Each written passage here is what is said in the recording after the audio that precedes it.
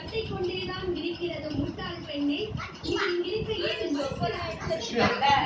வாழ ஆசைப்படுகிறோம். ஆனால் அவர் எங்கள் பக்கமே திரும்பி பார்ப்பதில்லை. நீ என்னவென்றால்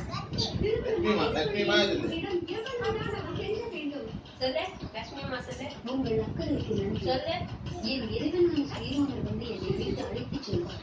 லட்சுமி அன்பமான மனித பிறவியே, உனக்கு ஒரு நாள் மானியா தாத்தா யாருமா? எப்படி